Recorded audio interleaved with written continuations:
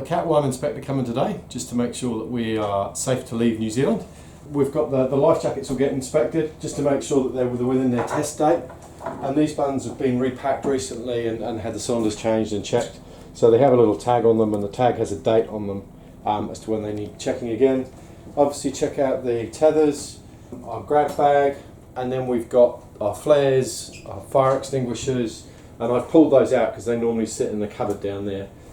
Then, as in just in this. Just in this. And this is where a drogue is as well, isn't it? Will he want to know that we've got one of those? Yeah. So there's the drogue, which sits in here, the bridle, and we have our emergency tiller. We have used before. Which we have used, yeah. And that's actually underneath the drogue. It's easy to get out. You just pull the drogue out, but the drogue kind of just pushes it in so it doesn't flap around. And then we have buckets, big sturdy buckets, the black ones, not the pink ones. Which is part of Cat 1, isn't it? Yeah, you have to be able to bail the boat out real fast if you've got a problem, and so they want to see that you've got good strong buckets. Then the other one here is the angle grinder. It's a rechargeable angle grinder, and that is if we have a problem with the rig, we can cut the rig down. And that fire extinguisher is one of, I think, about 6 that we have on the boat. We have one either side for each engine room, which are the CO2 ones. We've got one in each escape hatch, which means that they're close to the bedrooms, so they're easy to get at. And then under the electrical cupboards, we've got them as well. So we've got quite a few fire extinguishers, and then obviously the fire blanket, which is in the kitchen, clearly. The sink in the kitchen. Yeah, exactly. Cool. Well, hopefully all this goes well. I can't imagine that we'll have a problem. We should be okay. I mean, this is the second time now that we've gone through Cat 1, and Dave's just going to go ashore and pick up our inspector Peter, and he's just going to come in and just make sure that all these things are actually in place. He has already checked our hull, so the boats generally need to be pulled out of the water, and the inspector is expected to go around and just check all your through holes and just check the... Wow, what is he checking? Like, he's just looking at the bottom of your boat. Toggles worry me because they can get knocked, you know, if you knock one and the other one. In which case we can leave it like it is. Just leave it like that, maybe get one of those cheap Burnsco knives, those we've got $8 jobs, and just strap one to the... We've got them up here, we've got knives. Oh, you've moved them. No, they're now here. Oh yeah, that's right. So we keep a knife. Oh, that's perfect, yes. Yep. You see what I'm saying? Yeah, we've got a knife. And just... Yeah, and then we can slice it. I think it'd be better than a toggle, Dave. Okay, no, that's cool. So we're talking about our life raft that's just under the back here, Yep. and how we release it. So we need one of these. It's just a throw rope. Yeah, see, this is what So on a New Zealand offshore boat, we actually need these jack lines here, and they run the length of the boat. And that's purely so that we can strap on. If we ever have to come up the front here, and we have them here as well, so we attach our tethers to them. So we have them on our coach roof as well. We have one across the fly bridge as well, so when we're sitting up there, we're attached. Yeah, perfect. So on this particular trip, it's just our family that's going to be travelling, and Peter's just asked us who our crew are going to be, because that's kind of important for you, isn't it, Peter? Yeah, it's very important. It's a lot to it, but having done you guys before and knowing what you've done, I'm more than happy. Peter made sure to check our life rings with attached lights, our Dan buoy, and various other safety equipment. He also spent time talking to Dave about engine spares and extra stored water. He checked our life jacket servicing tags and checked that each had its own tether. He checked the dates of our sea survival and offshore medic courses. The grab bag. Yeah, it's not... What are you missing? We've got the VHFs and stuff because they're inside. Okay, yep. This just got the absolute basics in there, because then we add to it as soon as we go offshore. Yeah. We start throwing stuff in. Like the passports go in, Yeah, and then the water and all the stuff like money. that. Yeah, so that's an EPUB, a secondary. Because that's your second one, that's not the one we're sticking on. Okay. So there's the primary one there. So our EPUB is actually kept just on the entrance to our saloon. Yeah. And we keep an extra one here in the grab bag. Obviously, yeah, that's silent sticks and pushes and stuff. And then you've got a handheld GPS down the bottom as well as You got an old pair of those? Yeah, I do downstairs, and they do go in. Yeah, because I can't read the instructions. No, I get it, same as me. That's why I asked. Yeah. It's a good thing to remember actually is glasses, isn't it? Yeah. Yep. Oh, and the other thing is medications and things. If you even need any medication and you have to abandon your boat, Yeah. you need to make sure they're with you as well. Yeah, so why is it that we have to do Cat 1 as a New Zealand registered boat? Is it just to make sure really that you're qualified, the crew are qualified, and the boat's up to it, and have all the safety gear that you need. I mean, a lot of people don't like doing the Cat 1 because they think it's not, I wouldn't say a rip-off, but you know, it's a bit extreme. But everything you have in your Cat 1, you want to take into the ocean with you anyway. So it's sort of a no-brainer, really. And we're a long way from anyone else, really, aren't we, here in New Zealand? So we need to be prepared if we go offshore. Yeah, no, without a doubt, yeah.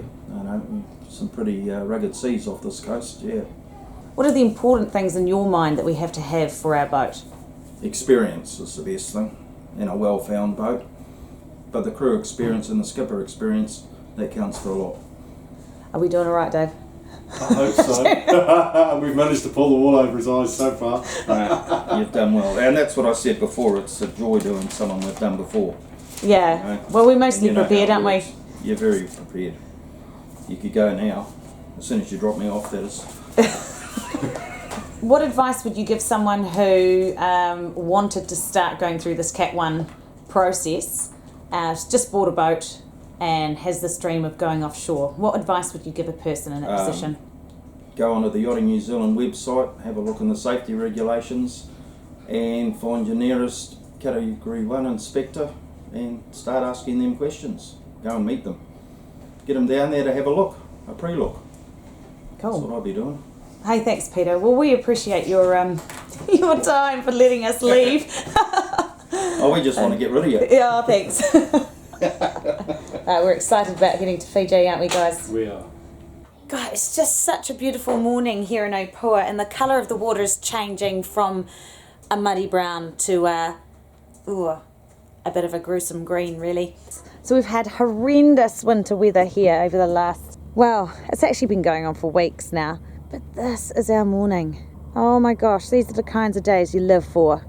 We've just heard from Fiji that they've been loosening up their restrictions, so we'll be able to go on shore. Fiji requires a negative COVID test to be submitted within 72 hours of departure, just long enough to remove a tooth. Okay. Ow! It's gone! Oh, that's creepy. So, why do we even need to get the swab tests done?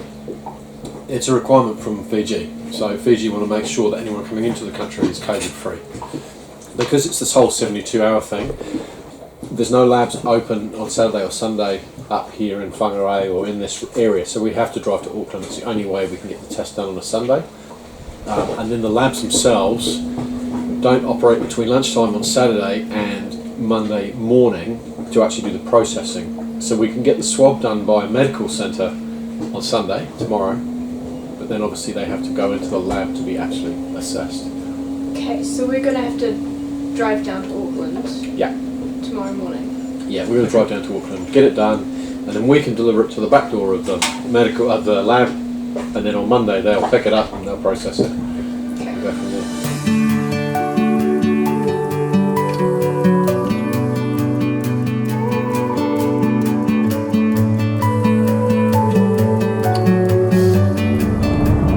So we've woken up really early this morning and we are in our rental car and we are driving to Auckland, and once we're in Auckland we're going to get our COVID test so we can leave to Fiji.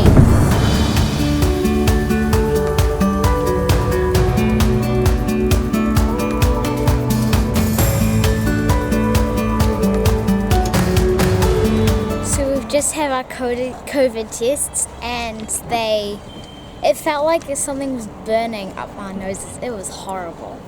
But you did a really good job though, Priya, didn't you? Yes. Yeah. Yeah, it wasn't very nice. It wasn't very nice. Reef, how did you go? I did 10 seconds. You did not do 10 seconds. You did about 3 seconds. And 3 attempts. What was it like, buddy? Did it hurt? Yes. Yeah, it was just super uncomfortable. And Che, you were a star. Yeah. You were the first one to go out of the kids, weren't you? Mhm. What was it like for you? Well, it kind of felt like someone got like a hot knife and just kind of just started sticking it Really? in my nose. They weren't carving anything down your No, they weren't. nose. Oh well, it's all done now. The first Yay! time I thought they put like a little leaf because it was tickling a little bit. Then it went hard, and I was like, get it out, get it out! Yeah, you did. You turned your head a couple of times, but I don't blame you. It's not a comfortable feeling, is it?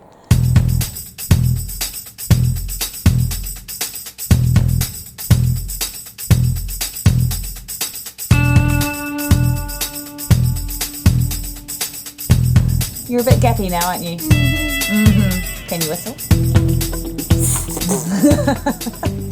Wow, this is so cool. I've just received all 6 of us with our negative COVID results. So I've just rung the medical centre that we had had the tests taken at in Auckland, and they just have to email our results to us.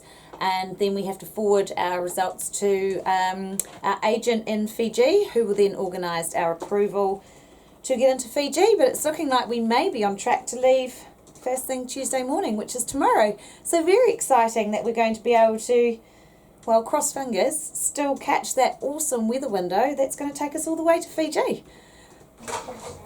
So that was a really stressful last half an hour because the medical centre kept sending the wrong certificates through, and when we asked them to resend the correct one, they just sent the first one again, and so it was quite frustrating, especially as the time was ticking by and we know we needed to get it done by 2, but we're there, we got it sorted.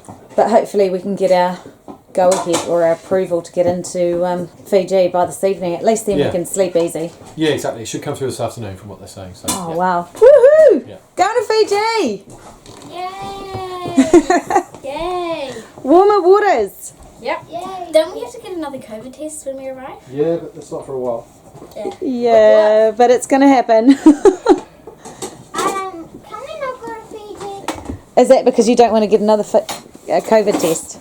It's uncomfortable.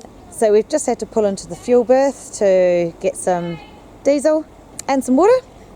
And that means that tomorrow morning when we check out, we don't have anything else to do. We just got to get going. So it looks like the wind's going to be right behind us the whole way.